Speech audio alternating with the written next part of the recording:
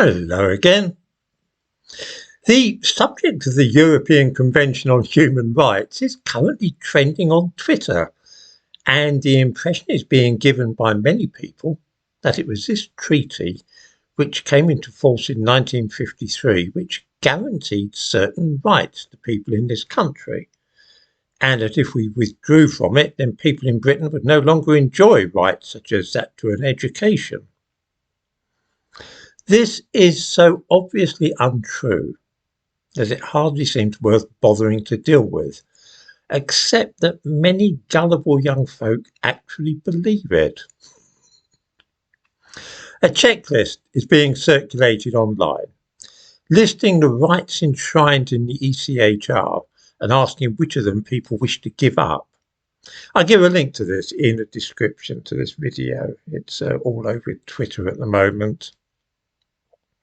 Of course, every single one of those rights was already guaranteed in British law long before the Convention on Human Rights came into force here in the 1950s. Take freedom from slavery. This was established in this country by the Mansfield Judgment in 1772. Slavery in England has been unlawful since that year. Abolition of the death penalty. We haven't hanged anybody in this country for 60 years, and the death penalty was abolished a few years later. What about the right to education?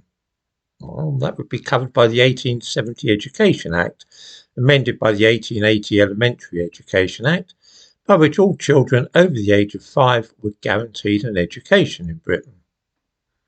The right to participating in free elections? Check out the Representation of the People's Act. I could go on, but you get the point.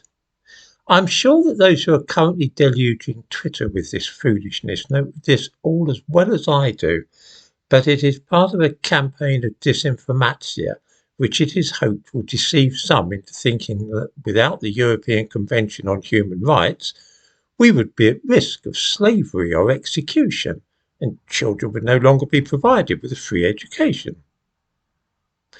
Those who are circulating these misleading ideas are doing so with an aim, and they feel that by telling lies in support of this aim, they are justified because the aim itself is so exalted. It is a classic example of that old Jesuit idea about the end justifying the means. One thinks of Hermann Busenbaum, a Jesuit theologian who died in the 17th century. He wrote that cum finis et licitus etiam media sunt licita, which translates roughly as when the end is lawful, the means to achieve it are likewise lawful. In this case, the end to which this campaign is working is to guarantee illegal immigrants and asylum seekers that they will always be able to stay in this country, even when their applications are refused. Rather than say so out loud, though, those working to this end pretend that without the European Convention on Human Rights, we would all be at risk of being hanged, enslaved, or deprived of the right to vote, and our children would be denied an education. It's a masterful instance of agitprop.